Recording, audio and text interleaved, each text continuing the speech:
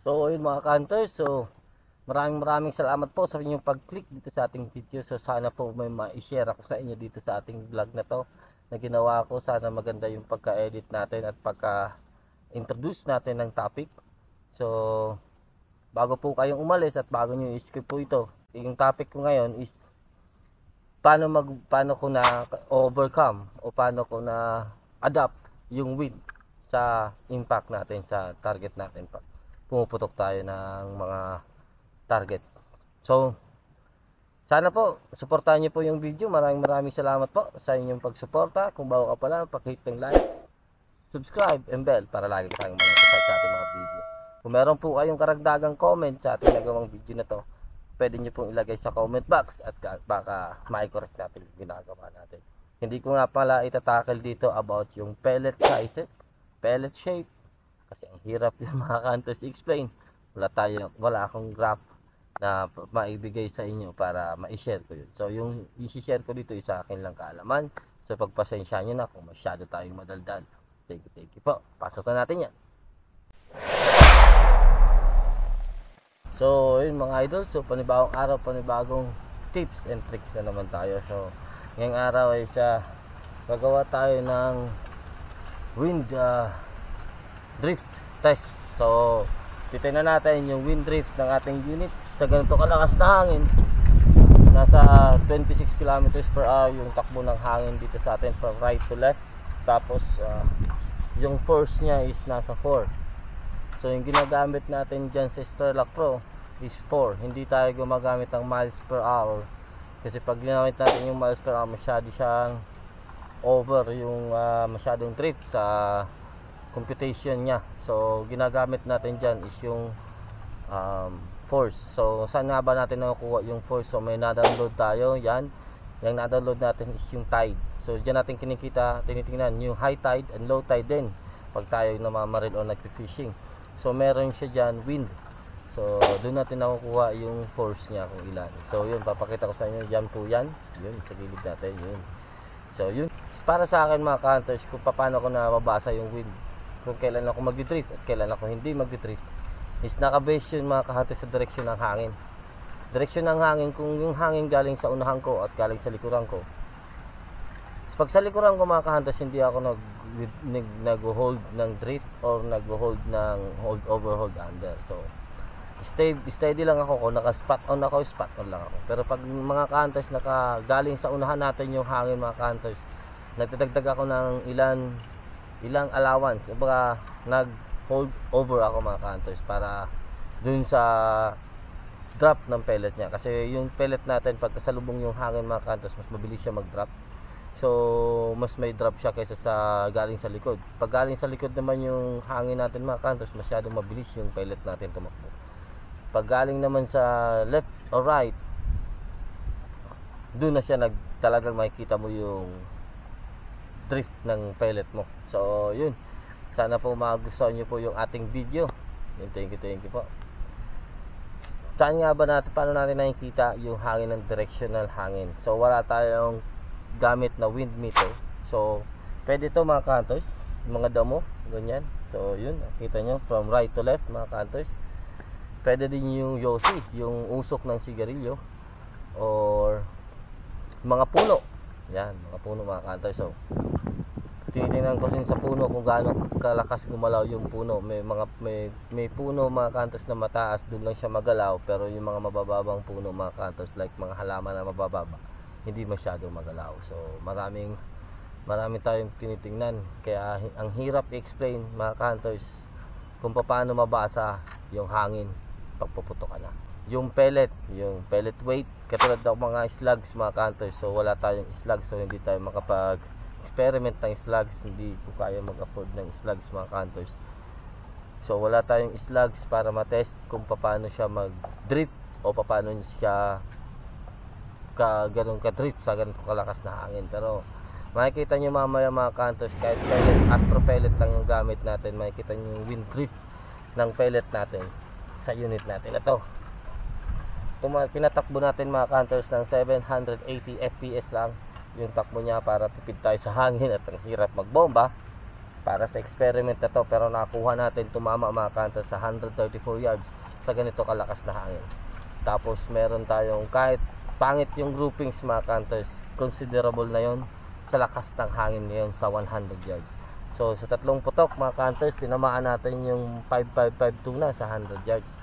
So actually yung dalawang unang putok ko mga ka-hunters is over sa kanya yon, pero same yung drop, same yung elevation niya, pero yung wind niya tama, pero yung elevation pala yung mali. So masyado tayong mataas nag-compensate. So nung binaba ako at kinorek ko yung mga ka-hunters, hit naman yung target natin. So dead on. Yun, maraming salamat po. Sana panoorin niyo po yung ating experiment at sana may makuha kayong aral or kahit tips man lang, o kahit bahala na kayo mga ka-hunters kung paano nyo ang tawag nito, explore. So magsha-shoutout ako mga ka-hunters sa dulo. Ang dami nagpapa-shoutout sa atin, hindi po tayo makapag-hunt ngayon mga ka-hunters. So ayun, sana po maintindihan nyo. Stay chill lang. So yung gagawin natin, yung wind drift natin ngayon is right to left, right to left. So direct right to left yan. So hindi slanting, hindi direct right to left. Sana hindi matumba yung bags natin doon sa 100 yards. So subukan natin kung paano mag-drift yung ating pellet, tapos paano tayo mag-compensate sa trap, kasi meron din tayong target na lata dun sa baba. So hopefully pag nakaset na tayo ng drift natin is isang putok natin dapat matamaan yun. Pero pag malakas yung hangin talaga, not 100% mo kaya tamaan yung isang target mo, tapos hindi pa yan precise, sure yan, kasi ganito nawawala yung hangin tapos lalakas na naman siya. So dapat alam mo rin yung factor na gano'n. Stay tuned lang. Ayun, so ito yung setup natin. So kukunan ko rin ng chrono kasi yung takbo lang natin ngayon is 780, 778. Yun lang yung setup natin para tipid tayo sa sa hangin, tapos mahina. So para makita natin yung speed test, tapos meron din tayo ditong painted pellets. So hopefully makita natin yan sa scope cam. So ayun yung mga targets natin. Ayan. Ayun. So 100 yards yung box, tapos yung sa likod niya 134. So dito mag-zero ako muna, tingnan ko lang yung accuracy ko. Yun, sige, stay tuned lang. So ayun, yung itong red, yung black dot, yung target natin. Yan. Ayan. So zero lang natin yan kahit may wind. So hindi tayo compensate. Dito na natin yung drift.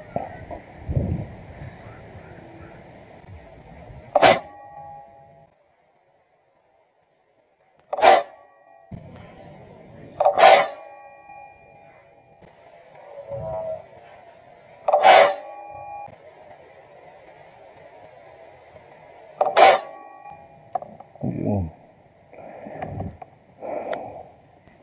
So dito tayo sa Incan, Alata.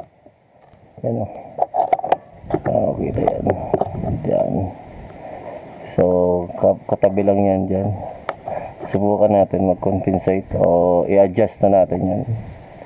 So, impact natin in one hash mark. Left to right with two hash mark. Okay. Uy, mataas. Tsaka walang drift.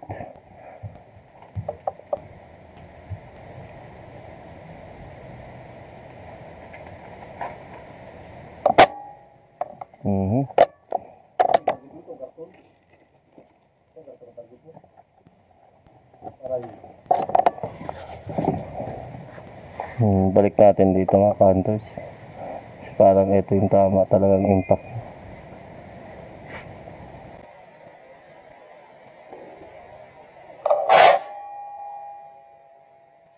Hit 134.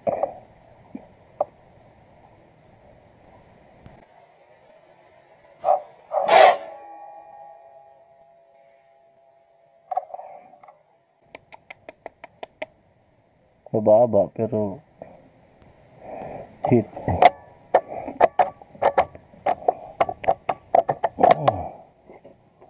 Isa pa nga.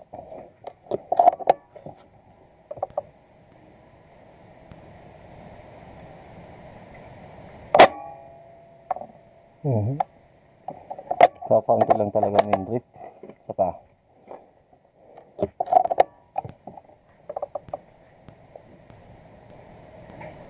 Nag-dry.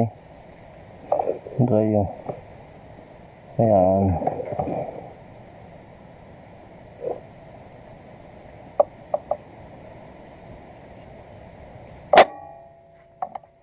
Kakaunti lang talaga.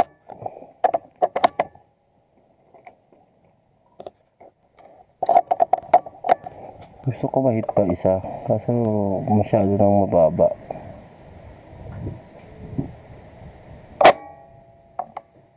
Hit. Tumagos lang. Parang tumagos lang.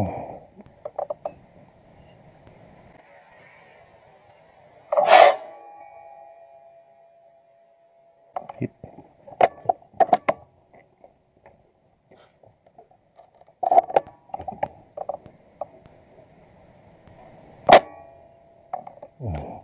Nagda-dry yung hangin. So ayun mga idol, titingnan natin yung groupings natin dun sa 100 yards sa ganito kalakas na hangin. So hindi maganda yung ano natin, yung may pinta na pellet. So pero pag walang pinta mga counters, maganda yung patama natin. Sira dito ng mga uod yung mga mais. Ito yung group natin mga counters, na ang may pinta.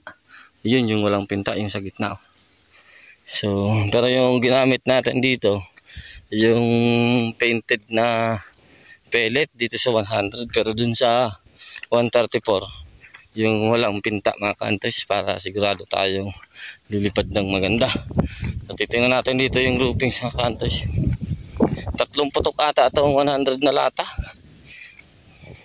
Tingnan natin kung tinamaan ng maganda. Tapos yung group size natin ang may painted. Tapos group size na walang pinta. Malayo din. Kantos yung 100 yards. 100 yards, 90 meters.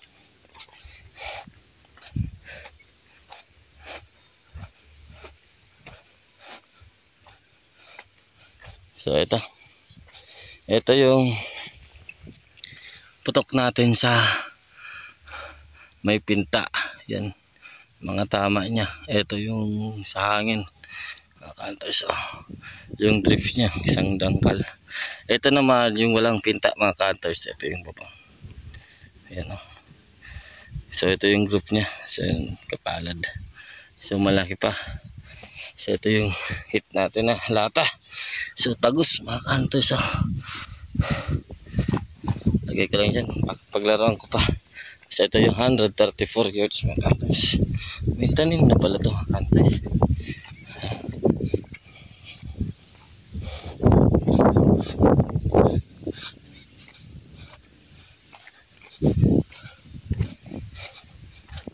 Tinamaan to ng mababa, tapos tinamaan ng mataas, ay nakahiga. So yung mababa ata parang hindi naman damage, pero yung mataas yung glaze yung isang impact niya, pero wala siya ng tama ng mababa. Baka paglaruan ko pa. So yun mga counters, ayan, lakas ng hangin talaga. Pero ngayong hapon mga counters, medyo may naina na. So siguro mga 3 na lang to yung force ng hangin. Ayan.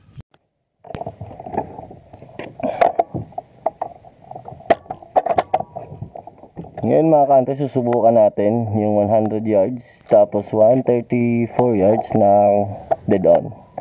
So kahit malakas yung hangin or may hangin, subukan natin dead on. Tingnan natin yung drift niya mga kantos.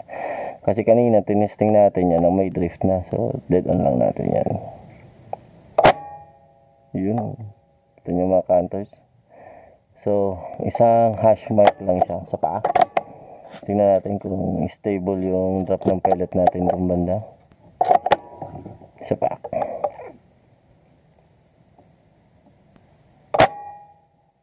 Ayun, muntik ng tamaan mga ka-hunters.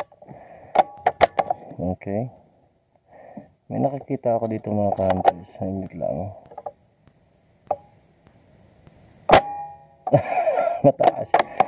Mataas yung putok natin. So, tara, subukan natin tamaan ito mga ka-hunters na lata. So, 1 hash mark. Uy. Okay, miss. Isa pa.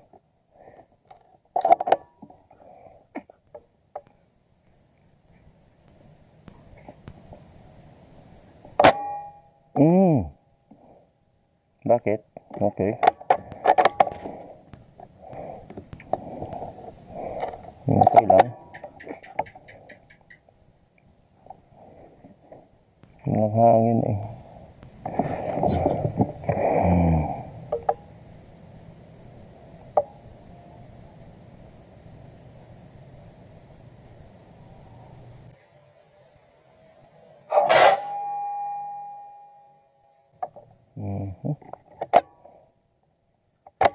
Tigas lang. Ito naman, subukan natin mga ka-hunters dead on sa 134 yards. So, dito yan sa after crosshair sa pangalawang hash mark. Pataas pa ka-hunters. Ayun, sa likod lang. So, mahina na yung wind drift. Hapon na kasi mga ka-hunters. Saka dead on lang.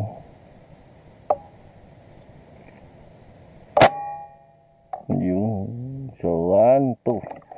So tigas.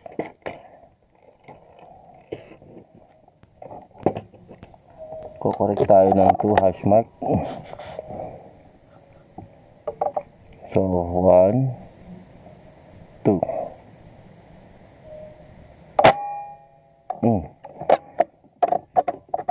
Tigas talaga ng bolt natin mga ka-hunters.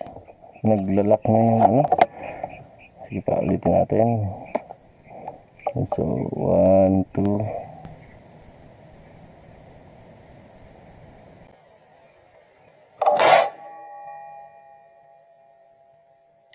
Hit. Yun. Rinig yung impact. Maraming salamat pala sa sumusuporta sa atin. 1,815 na po tayo. Thank you po sa inyo lahat. So mag-shoutout po tayo ngayon. Dami nito mga ka-hunters. So simulan natin dito kay Sir Jax Hunter Adventure PH. Shoutout po sa inyo sir. Fishing and Hunting, yung shoutout po sa inyo sir. Alfonsino Vlog, yung shoutout po sa inyo sir. Kasudlot TV, shoutout po sa inyo sir. Aliwas Hunter PH Mix Vlog, yung shoutout po sa inyo sir. Dens Agri, shoutout po sa inyo sir. Anong masarap na luto sa pato? Adobado, inihaw, tsaka prenito. Pero the best sa akin mga ka-hunters, linichon. Yun. Hindi ko pa naipapakita sa inyo mga ka-hunters. Maglilitsyon tayo para sa inyo. Gagawa ko ng vlog yan. So, The Hunter NP, shoutout po sa inyo sir. Kay Sir Resbach, shoutout po sa inyo sir. Kapangpangan Vlog, yung shoutout po sa inyo sir. Antonio The Hunter Mix, yung shoutout po sa inyo sir. Jayar Karamput, shoutout po sa inyo sir. Export Rap Hunter, yung shoutout po sa inyo sir. Alan Espiritu, shoutout po sa inyo sir. Kapapatantan Music Lover, yung shoutout po sa inyo sir. Okay, ganito. Amadjor Karza, yun shoutout po sa inyo sir. Okay lang sa akin yung katawan pag ayos sa akin yung pwede kong mahabol yung target ko lang na sapato mga ka-hunters. Ang hirap niyan habulin. So kung kaya ko katawan tapos mahabol ko pa, okay lang. Pero pag minsan pag may huli na kasi ako mga ka-hunters, okay na sa akin yung isa. So gusto ko na mag-ulo, mag-headshot, mag-ganon, clean kill. Yun ang target ko talaga. Okay na sa akin yung isa. Ayoko naman ng grabe. Gusto na gusto sa akin. Kaya pag nabibiyayaan tayo ng talagang maganda o kailangan ko ng marami, may paghahandaan tayo, dun kumukuha tayo ng marami. Pero most of the time 1 or 2 okay na yun sa akin. Neil Mix Vlog, yung shoutout po sa inyo sir. Renato Hako, yung pakitaan ko daw si sir ng 5 headshot. Naku po, mahirap yun sir, hindi tayo maka one hole. Ads Hunter TV, shoutout po sa inyo sir. Adventure TV, shoutout po sa inyo sir. UB Lifestyle TV, shoutout po sa inyo sir. Tunying Hunter, yun, shoutout po sa inyo sir. Reynald Mix Hunter, yun, shoutout po sa inyo sir. Bossing Vlog, shoutout po sa inyo sir. Amanyan Hunter PH, yun, shoutout po sa inyo sir. Hunter Vlogs, yun, shoutout po sa inyo sir.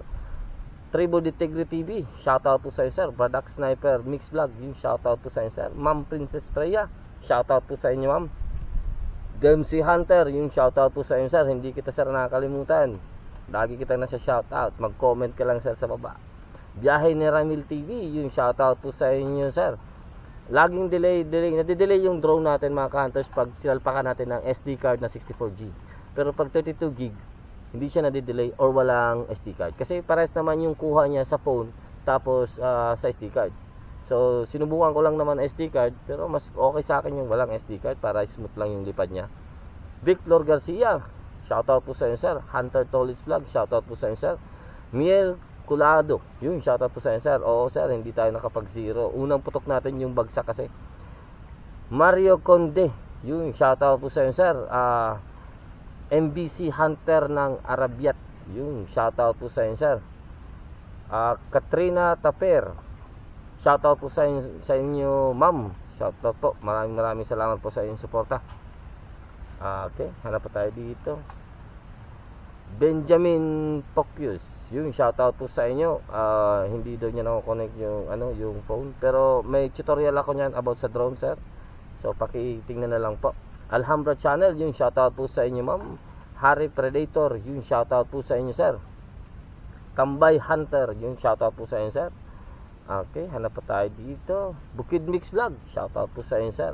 Emos Game, yung shoutout po sa inyo sir. Gift Potes, yung shoutout po sa inyo. Thank you from Bicol, yun,